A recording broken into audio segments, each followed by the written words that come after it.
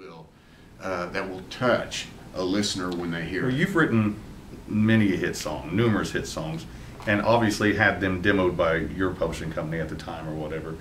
Did you just hire a vocalist because you like the way they interpret a vocal and just their voice quality for what you were trying to pitch it towards, or a particular artist that you might be pitching it towards? And I guess my question would be, did you hire that person thinking that, well, he might bring something if I turn him loose a little bit?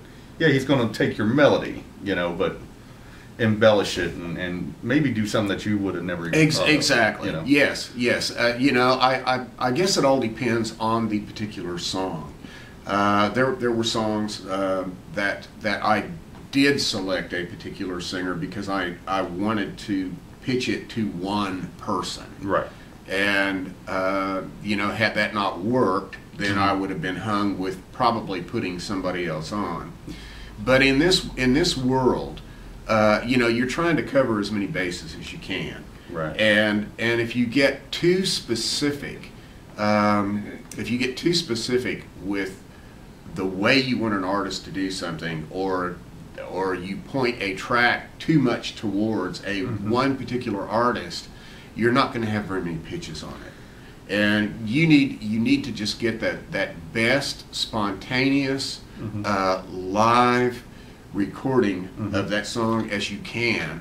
And if it's a great song, they're going to hear it, even though it may not be targeted directly at that particular artist. You being a producer of many, you know, great selling records, I'm sure you've had your desk full of demos and, you know, choosing songs for your artists, and part of that process of what they're going to record. And so it didn't specifically have to come, say, when you were producing, who'd you say, Loretta Lynn or somebody, it didn't have to come in as like somebody singing it like Loretta Lynn.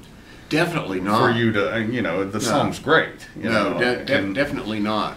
Now, you know, there are unfortunately people that can't hear. A&R people in town that unless a track is targeted right towards the artist that they're listening for, they won't get it. And you know, that's unfortunate, but it's the quality of the song is the bottom line. Do you think Nashville's kind of headed that way now, where, you know, everybody, you know, kind of has a little home computer studio or stuff like that, where maybe they can specifically target, like, I want to pitch this to Alan Jackson, so I need to have a singer that sounds like Alan Jackson, or that can sound like Alan Jackson, or I want to go here or there or whatever. Is that? I think you're hanging yourself by doing that. Okay. You know, I mean, if it's country enough that that it's something that Alan Jackson might do, or that would be a valid pitch for Alan, then getting a country singer to do it is going to cover your bases. Cool. You know, if it's the type of song that has steel and dobro and fiddle on it that Alan would do, then that's the direction that song is going to go. I mean, that's the direction that the musicians and you are naturally going to take it. Absolutely. So then I guess that brings us to the do's and the don'ts with vocalists, you know, the etiquette, I guess, again, of working with singers. Well, you probably hired a vocalist because you like what they do. You listened to you went to their MySpace site, you listened to them, you know, from the NDS website, and you as the writer thought, I want this person to sing my song. I think they could do a good job of it. I think they could present it in the genre, in the form that I want it to be presented.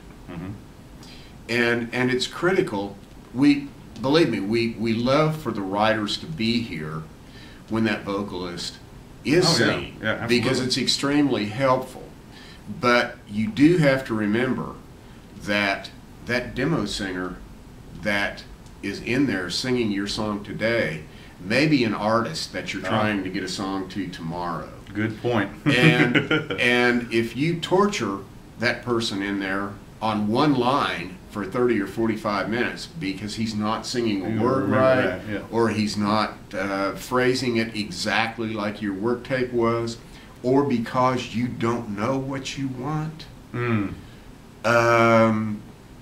that that singer is going to remember your name. And not only when or if that singer becomes an artist, but when or if you have another song down the road that you want that artist to sing as a demo.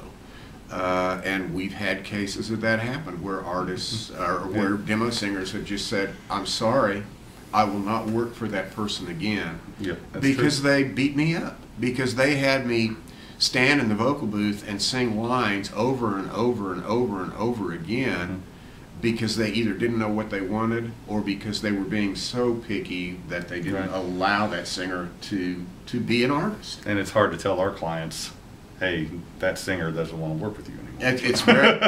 It's very hard. It makes it extremely difficult for everybody.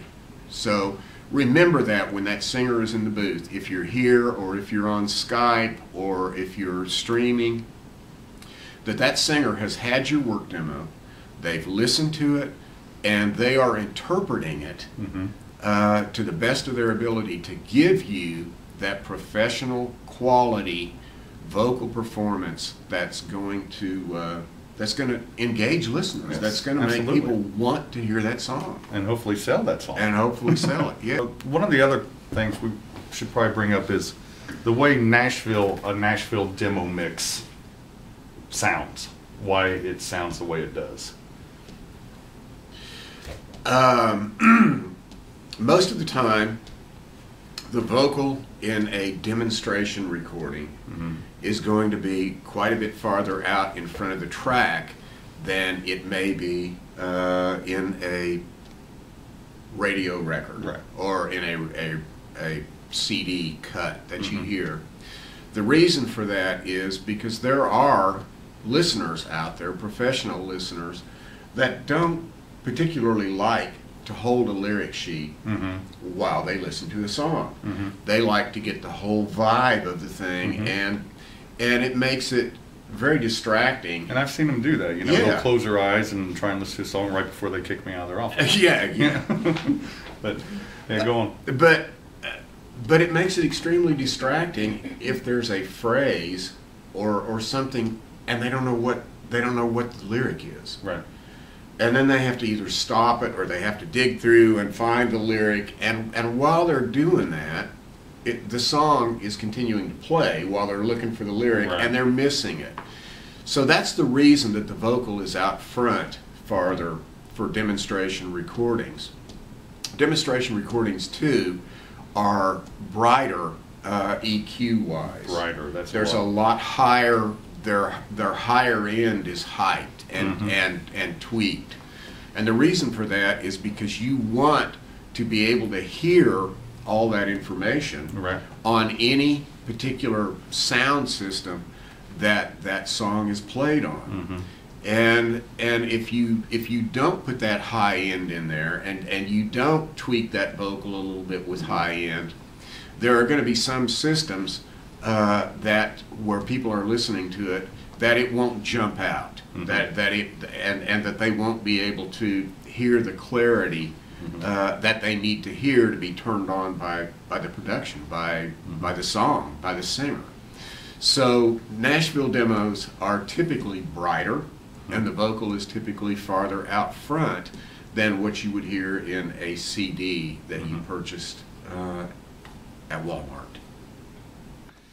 And one more thing, Chip, master rights. Explain to us about master rights. Master rights are extremely important, particularly when it comes to film and television, because the clearances sometimes can be very, very, very hard to get.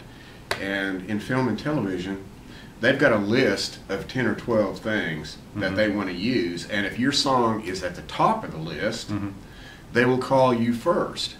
But if you can't give them a license and clear that song when they call you and say, well, it's going to take me a couple of days, they're on to the next song. And it's extremely important that you as a writer own the master rights to your song. Most studios in Nashville do not do that. No, they don't. And so what you wind up with is you wind up with a song that you can pitch to an artist as a demo, But if somebody is interested in using it in film or television, you're locked into either having to pay extra to have that done, or to have to tell the person no. Right. So master rights are extremely important. Plus, if at some point NDS also supplies you writers with the session files. That's correct. And if at some point you want to put your vocal on 10 or 12 demos that you've done here, and release that as a CD for sale, you have the right to do that. Most studios in Nashville, you would have to pay to get those rights, but there's no additional fee here at NDS to get those rights. Love it. This up. Okay, so again, Rod Lewis, Nashville Demo Studio, with my esteemed colleague Chip Hardy. I hope you made it to the end of this video, and I hope it helped. Check us out, NashvilleDemoStudio.com. Come see us, get a hold of us, demo your song here. It'll be the best demo you could ever do. Absolutely. You like that? Yeah. So, I'll give you a goodbye. Give me a good back, let me get the smile off my face. You're a bad director, man. Hey, Rod. Chipper, how are you? Doing good. Hi, I'm Rod Lewis, and you're not. We're here today. I'm totally having ADD. Okay. One more thing, Chip. Master rights. Talk to us and explain to us master rights. Well, master rights are extremely important particularly for film and television. Stop. I'm sorry, I got a little giggly there. Are you doing me now? So I'm good. Hi, I'm Rod Lewis, Nashville Demo Studio. Today I've invited my friend Chip Hardy to talk with me about some demo process, how it works. How does it work, Chip? Well, basically, Rod, the idea here is to turn a work tape, as you well know, a guitar vocal demo or a piano vocal demo, into a piece that is commercially acceptable to be pitched. Excellent. Or to be used in film and television. That's about it. We'll see you later. Okay, cut.